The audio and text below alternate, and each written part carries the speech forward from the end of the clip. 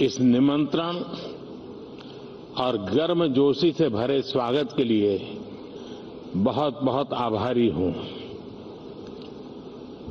मैं अपने brother his highness Sheikh Mohammed bin Zayed का भी आभार व्यक्त करता हूं। हाल के दिनों में मुझे उनसे कई बार मिलने का मौका मिला है। वो सिर्फ लीडर ऑफ विजन ही नहीं है, बल्कि लीडर ऑफ रिजॉल्व और लीडर ऑफ कमिटमेंट भी है। साथियों, वर्ल्ड गवर्नमेंट समिट दुनिया भर के थॉट लीडर्स को एक मंच पर लाने का एक बड़ा माध्यम बन चुकी है। इसमें हिज हाइनेस शेख मोहम्मद बिन रशीद की विजनरी लीडरशिप उसका बहुत बड़ा रोल है। दुबई जिस प्रकार ग्लोबल इकोनॉमी, कॉमर्स और टेक्नोलॉजी का एपी सेंटर बन रहा है, ये बहुत बड़ी बात है। कोविड के दरमियान एक्सपो 2020 का आयोजन हो या फिर हाल में कोप 28 का आयोजन, ये दुबई स्टोरी के बेहतरीन उदाहरण है। मैं आपको इस समिट के लिए बधाई देता हूं, इसकी सफलता के लिए शुभकामनाएं देता हूं। साथियों, आज हम 21वीं सदी में हैं।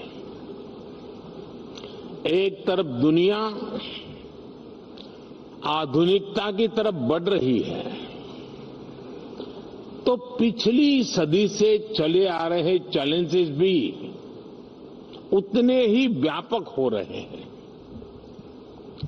फूड सिक्योरिटी हो, हेल्थ सिक्योरिटी हो, वाटर सिक्योरिटी हो, एनर्जी सिक्योरिटी हो, एजुकेशन हो, समाज को इंक्लूसिव बनाना हो, हर सरकार अपने नागरिकों के प्रति अनेक दायित्वों से बंधी हुई है। टेक्नोलॉजी हर प्रकार से, चाहे वो नेगेटिव हो या पॉजिटिव, एक की डिसरप्टर साबित हो रही है। टेररिज्म आए दिन एक नए स्वरूप के साथ मानवता के सामने नई चुनौती, क्लाइमेट से जुड़े चैलेंजेस भी समय के साथ और बड़े होते जा रहे हैं। एक तरफ डोमेस्टिक कंसर्न्स हैं, तो दूसरी तरफ इंटरनेशनल सिस्टम्स बिखरा हुआ नजर आता है। और इन सब के बीच हर सरकार के सामने अपनी प्रासंगिकता को बचाने का भी बहुत बड़ा चैलेंज है। इन सवालों, इन चुनौतियां, इन स्थितियों के बीच वर्ल्ड गवर्नमेंट समिट का महत्व और बढ़ गया है। साथियों, आज हर सरकार के सामने सवाल है कि वो किस अप्रोच के साथ आगे बढ़े। मेरा मानना है आज विश्व को ऐसी सरकारों की जरूरत है जो इंक्लूसिव हो, जो सबको साथ लेकर चले। आज विश्व को ऐसी सरकारों की जरूरत है जो स्मार्ट हो, जो टेक्नोलॉजी को बड़े बदलाव का माध्यम बनाए। आज विश्व को ऐसी सरकारों की जरूरत है जो क्लीन हो, जो करप्शन से दूर हो, जो ट्रांसपेरेंट हो। आज विश्व को ऐसी सरकारों की जरूरत है जो ग्रीन हो, जो पर्यावरण से जुड़ी चुनौतियों को लेकर गंभीर हो। आज विश्व को आवश्यकता है ऐसी सरकारों की जो ease of living, ease of justice, ease of mobility, ease of innovation और ईज ऑफ डूइंग बिजनेस को अपनी प्राथमिकता बनाकर चले। Friends, head of the government के तौर पर लगातार काम करते हुए मुझे 23 साल होने जा रहे हैं।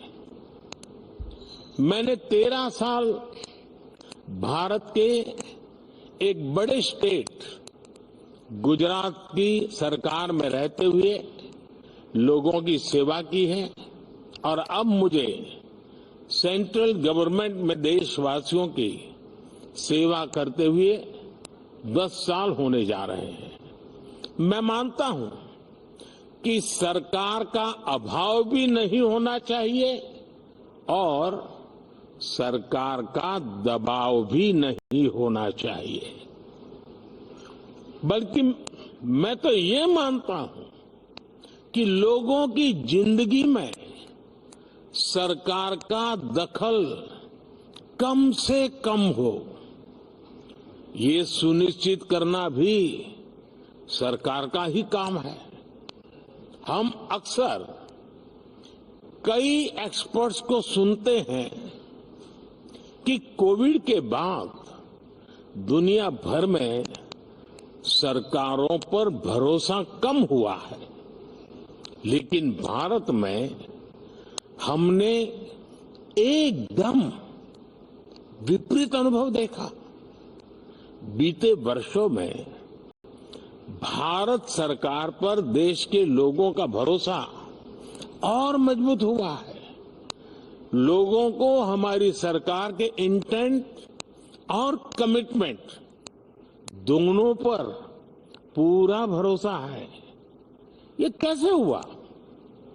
क्योंकि हमने गवर्नेंस में जन भावनाओं को प्राथमिकता दी है। हम देशवासियों की जरूरत के प्रति संवेदनशील है।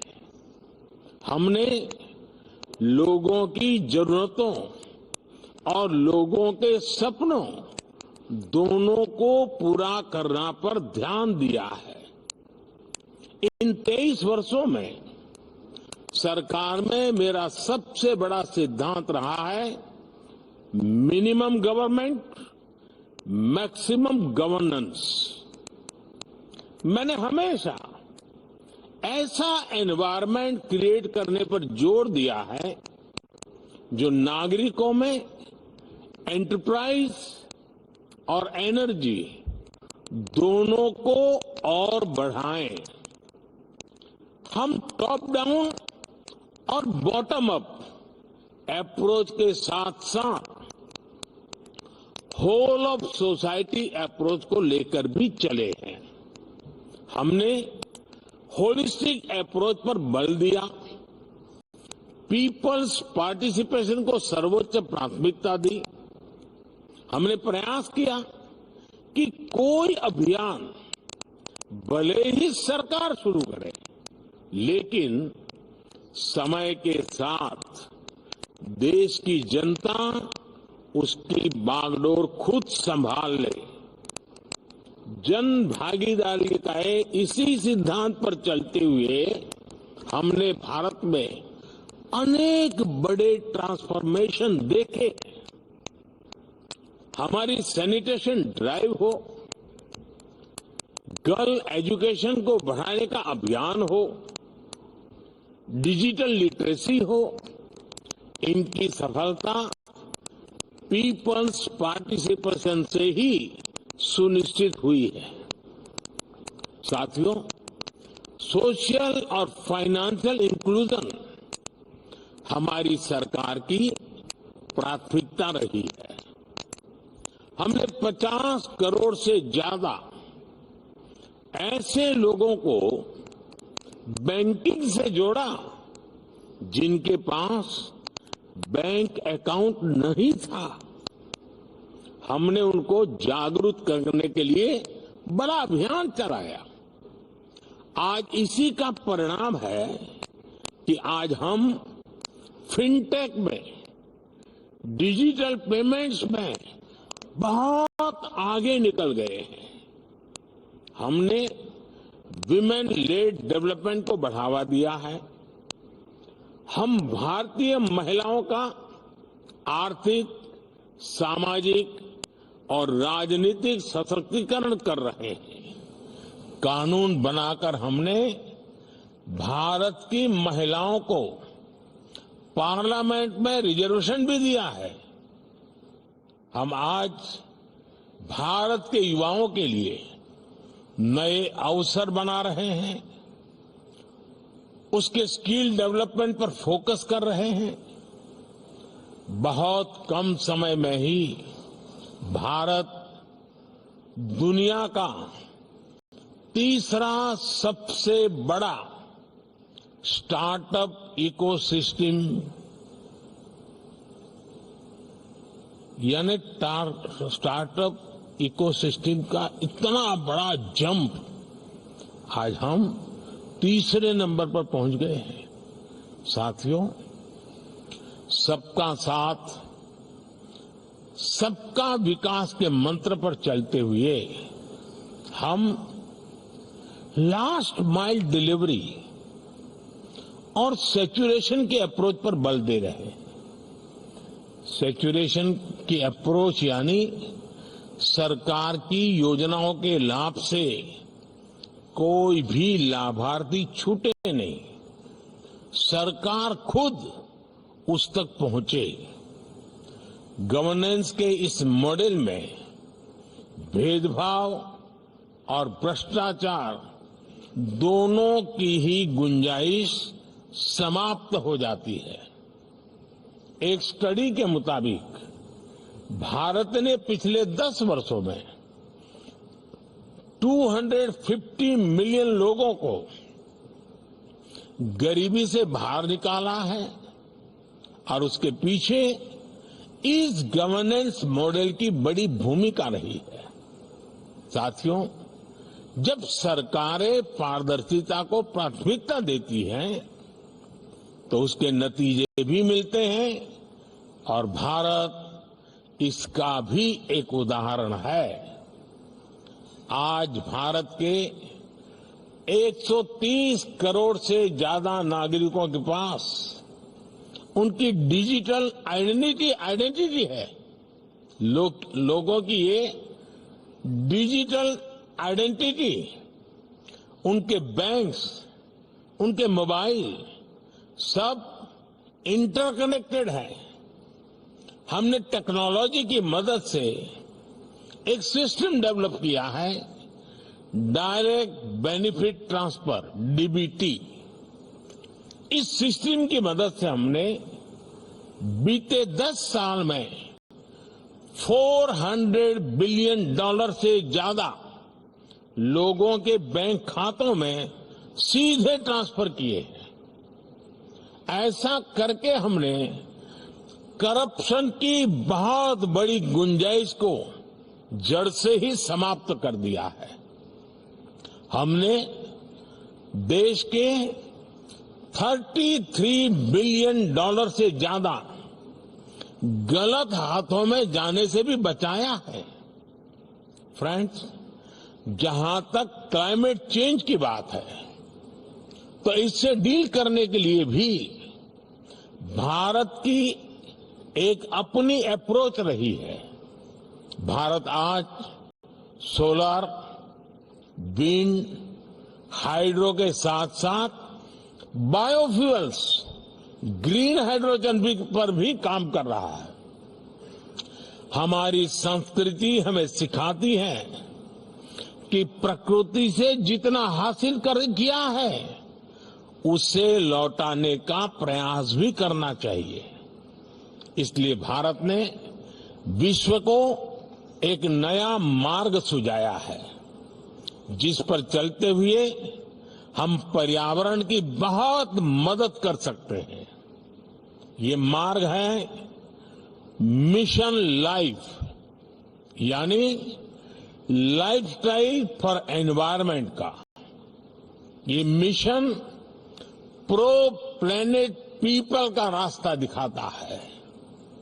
हम कार्बन क्रेडिट की अप्रोच को भी काफी समय से देख रहे हैं।